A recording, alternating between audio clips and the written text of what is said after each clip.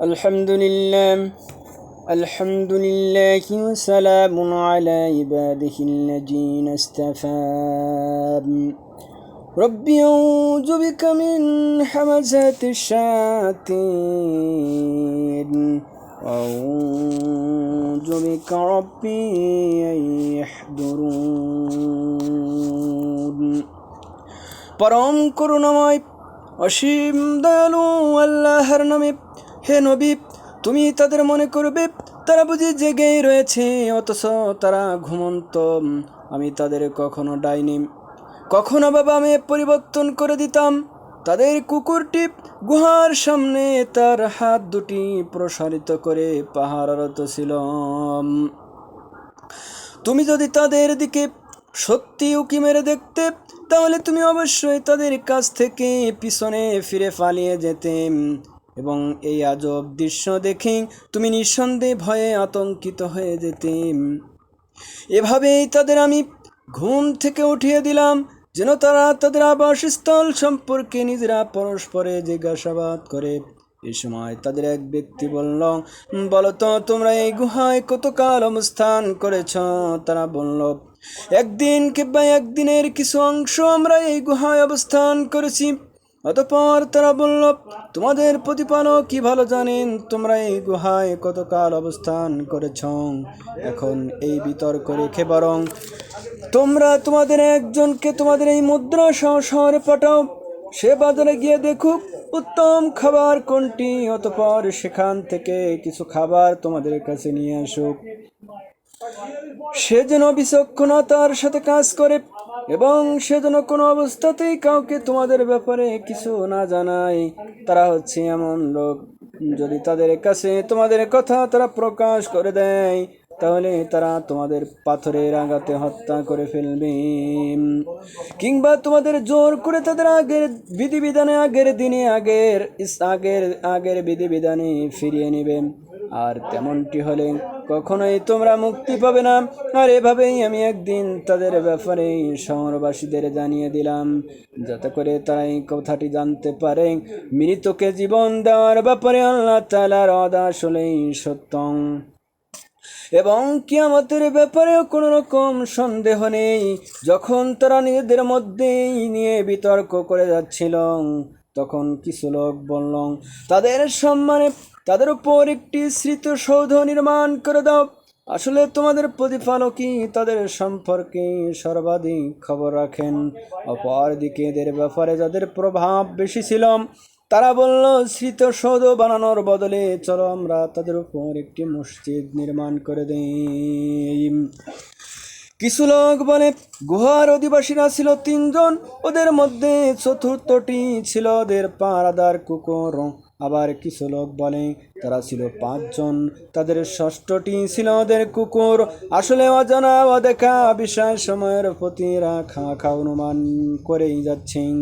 এসব কিছু বলে তাদের কেউ কেউ বলে ওরা ছিল 7 জন, কিংবা অষ্টমটি ছিল তাদের কুকুর। হে নবী, তুমি এদের বলো, হ্যাঁ আমার প্রতিপালক ভালোই করে জানেন ওদের আসল সংখ্যা কত ছিল। তাদের সংখ্যা খুব কম লোক কি বলতে পারে। তুমিও এদের ব্যাপারে সাধারণ আলোচনার বাইরে বেশি বিতর্ক করো না। তাদের সম্পর্কে খামাখা অন্য মানুষদের কাছে মতামত জানতে চেও না। হে নবী, কখনো কোনো কাজের ব্যাপারে কথা বলো না, এই কাজটি আমি আগামীকাল করব।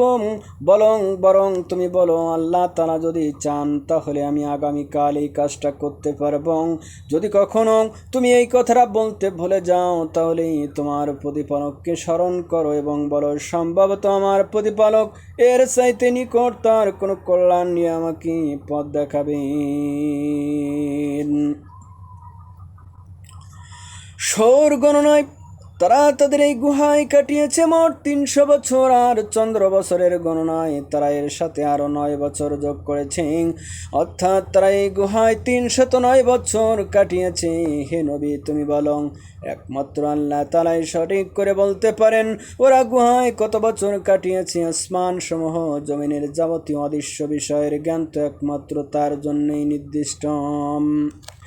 কত সুন্দর স্রষ্টা তিনি, কত সুন্দর দ্রষ্টা তিনি, কত সুন্দর শ্রোতা তিনি, তিনি ছাড়া তাদের দ্বিতীয় কোনো অভিভাবক নেই। তিনি নিজের কর্তৃত্ব ক্ষমতার অন্য কাউকে কখনো কোনো অংশীদার করেন না।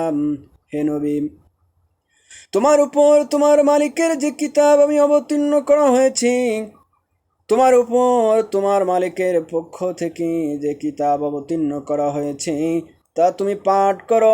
তার কিতাবে বর্ণিত কথাবার্তা পরিবর্তন করার কেউ নেই। তিনি ছাড়া তুমি আর কখনো কোনো আশ্রয়স্থল পাবে না, তাকে ছাড়া তুমি আর কখনো কোনো আশ্রয়স্থল পাবে না। হে নবী, তুমি নিজেকে সদা সেসব মানুষদের সাথে রেখে চলবে যারা সকাল সন্ধ্যায় তাদের প্রতিপালককে ডাকে, তারা একমাত্র তারই সন্তুষ্ট কামনা করে, এবং তুমি কখনো তাদের কাছ থেকে তোমার স্নেহের দৃষ্টি ফিরিয়ে নিও না।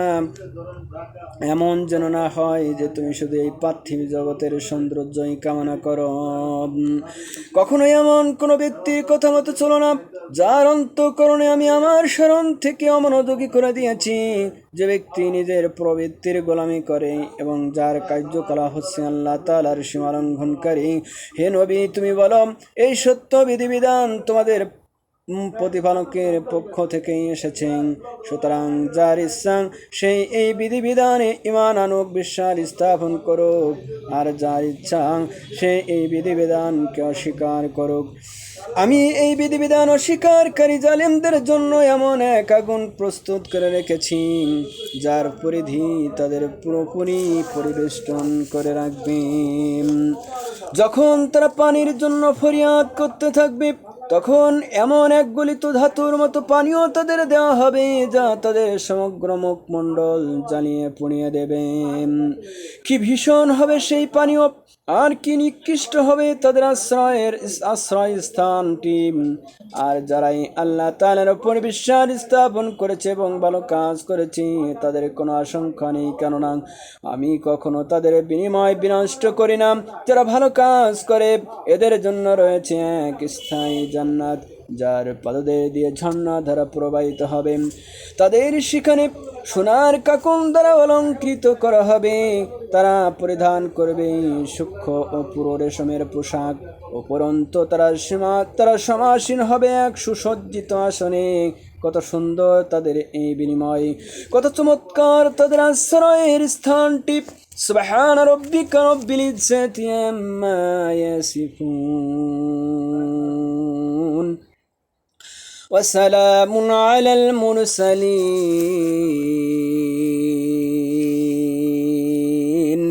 আলহামদুলিল্লাহি রাব্বিল আলামিন।